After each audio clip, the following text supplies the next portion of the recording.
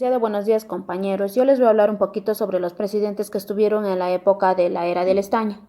El primer presidente fue José Manuel Pando, quien estuvo en 1899 a 1904. Durante su administración fue creando el Territorio Nacional de Colonias, hoy Departamento de Pando. También construyó o creó una escuela superior de guerras en La Paz.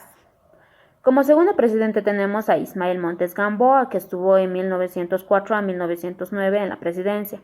Para Ismael Montes fueron algunas mejoras en la agricultura que implica la perforación de pozos de agua y algunos proyectos para que mejorara.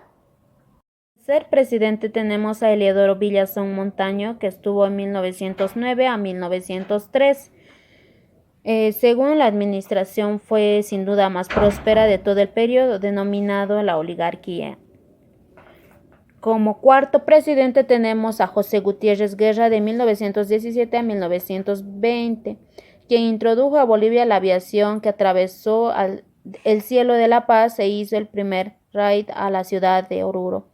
A raíz de la revolución del Partido Republicano, el 12 de julio de 1920 cayó el poder y con él el Partido Liberal.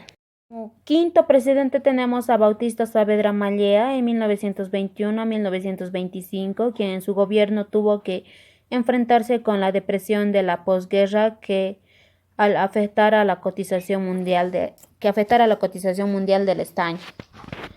Sexto presidente tenemos a Felipe Guzmán, a Felipe II Guzmán, quien estuvo en 1925 a 1926.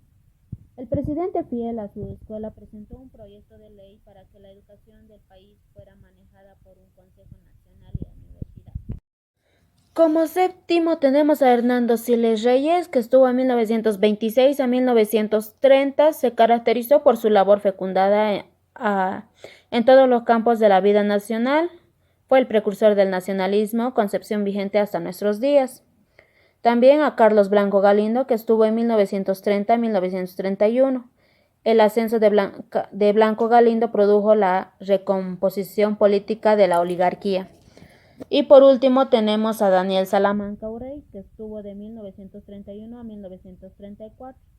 El primer año de su presidencia aprobó la ley del divorcio absoluto, promulgada sin dar lugar a las muchísimas protestas demandadas a su rechazo.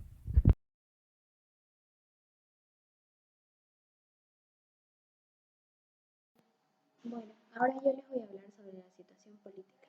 El Partido Liberal fue uno de los dos principales partidos políticos de Bolivia a fines del siglo XIX y la primera mitad del siglo XX. Su opositor fue el Partido Conservador. Cabe resaltar que el Partido Liberal marcó en Bolivia un importante avance en cuanto a lo tecnológico, ya que estuvo en su máximo auge hasta la caída del poder en el año 1921 con su último presidente José Gutiérrez. El liberalismo en Bolivia desaparece con algunos esbozos en los gobiernos del MNR en 1985, dando lugar a una crisis ideológica a nivel nacional. Entre los años 1900 y 1920, los presidentes de Bolivia, José Manuel Pando, Eliodoro Villazón y José Gutiérrez, fueron miembros del Partido Liberal, además de contar con el apoyo de la oligarquía empresarial minera del estaño, hasta que el Partido Republicano, liderazado por Bautista Saavedra, tomó el poder dando un golpe de Estado al Partido Liberal en 1920. Ahora les voy a hablar sobre el Partido Republicano. Fue fundado en 1914 por los presidentes Daniel Salamanca, Bautista Saavedra, José Manuel Pando, José María Escalier y Hernando Siles. El Partido Republicano tomó el poder en un golpe sin sangre el 12 de julio de 1920. Después de esto, el Partido Republicano se dividió en dos facciones encabezadas por caudillos políticos altamente personalistas, los cuales eran José María Escalier del Partido Republicano Genuino y Bautista Saavedra del Partido Republicano Socialista. En mayo y diciembre de 1925, Daniel Salamanca se postuló sin éxito a las elecciones presidenciales. Sacudido por sus derrotas, se retiró de la política y se dedicó a la enseñanza en Derecho. Después del derrocamiento militar de Hernando Siles en 1930, se le pidió a Salamanca que encabezara una coalición de republicanos genuinos y liberales. Fue elegido presidente y asumió el cargo el 5 de marzo de 1931.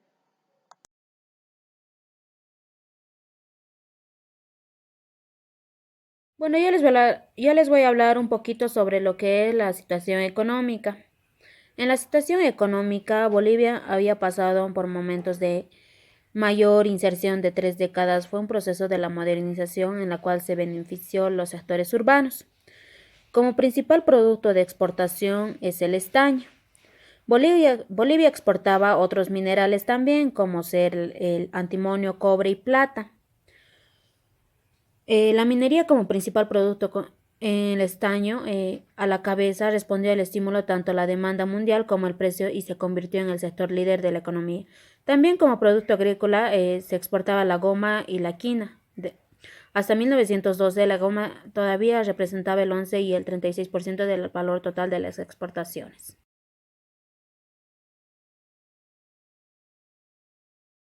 Bueno, continuando con la explicación, vamos a seguir con la situación social. La situación social empieza con la entrada de los liberales al gobierno.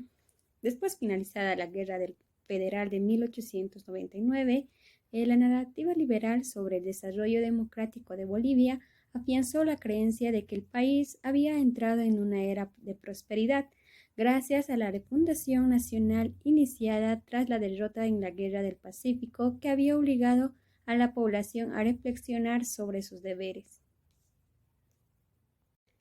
La Guerra del Acre y el Tratado de Petrópolis.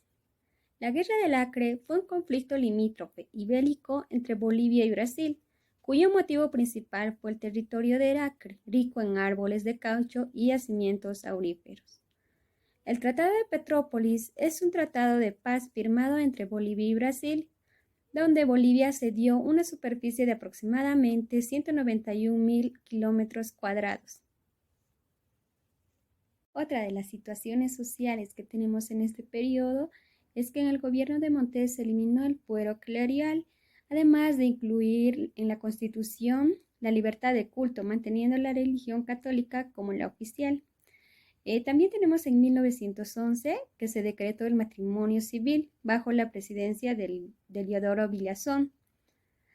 También tenemos como una situación social que en este periodo llegó el primer automóvil a Bolivia y se construyeron también varias carreteras. En el año 1900 se realizó un censo en el cual se obtuvieron como resultados que el 90% de la gente era del área rural y que el analfabetismo llegaba a un 80%. Como otro punto también tenemos que se siguió despojando de sus tierras a los indígenas y que durante la presidencia de Montes se obligó el servicio militar. También se creó la Federación Obrera Internacional, la Federación Obrera de Trabajo y la Confederación Sindical de Trabajadores de Bolivia. En el año 1921 se asesinó a la población de Machaca, ya que ellos se habían sublevado ante los corregidores. En 1923 se asesinó a los mineros de Uncía. En la época de los liberales se lanzaron varios programas a distintas áreas, como ser económico, político, social, de salud, y entre eso estaba la educación, que buscaba una modernización del país, también reforzar la unión de la nación, y para lo cual la educación era el pilar fundamental para todo eso, ¿no? El discurso de modernización e industrialización de los liberales en esta época buscaba que futuros obreros mineros sepan leer y escribir, esto con el fin de buscar el desarrollo y el progreso del país. En la búsqueda de una nación moderna, también implementaron modelos pedagógicos como ser la de Pestalozzi con el método intuitivo. Este método intuitivo trata de enseñar de lo más básico a lo más complejo. También viene el gradual concéntrico. El gradual concéntrico es que de una idea van creciendo varias ideas y de todas esas ideas nace un conocimiento, ¿no? El sistema intuitivo y el sistema gradual concéntrico estaban para subsanar fallas que habían dejado anteriores sistemas educativos. Juan Misael Saracho propone al presidente Juan Manuel Pando implementar las normales para formación de profesores. En Sucre se da para primaria, en La Paz se da para secundaria y para el área rural se da en provincias. Luego de esto también viene la instrucción para indígenas. Esto nos dice para los hombres ganadería, agricultura, albañilería, para mujeres cocina, tejidos, esas cosas, ¿no? Y también los indígenas tenían la potestad o el poder de formar una escuela para aprender más.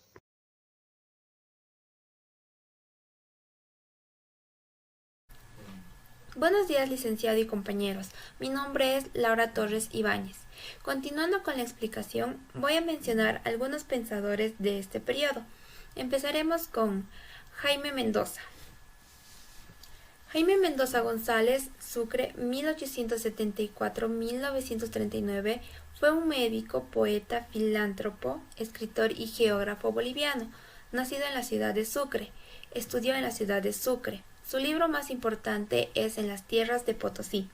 Continuando, Alcides Arguedas, 1879-1946, nació en la ciudad de La Paz, escritor, político e historiador. Sus libros más importantes son Raza de Bronce, Pueblo Enfermo, entre otros. Adela Zamudio Rivero, 1857-1928, es una escritora pionera del feminismo en Bolivia. Nació en la ciudad de Cochabamba. Es conocida por su poema Cumbre, Nacer Hombre. Franz Tamayo Solares, 1879-1956, poeta político e intelectual boliviano, considerado una de las figuras más centrales de la literatura boliviana del siglo XX. Nació en la ciudad de La Paz. Su obra cumbre es Creación de la Pedagogía Nacional. Entre sus poemas más destacados está Claribel. Manuel Céspedes, 1874-1932, más conocido por su seudónimo Man Céspedes. Nació en la ciudad de Sucre, fue poeta y floricultor. Sus obras más importantes son Símbolos, Profanos y Sol y Horizontes. Y bueno, esos son algunos de los pensadores de este periodo. Con esto concluiríamos nuestra explicación sobre la era del estaño, los liberales y republicanos. Muchas gracias.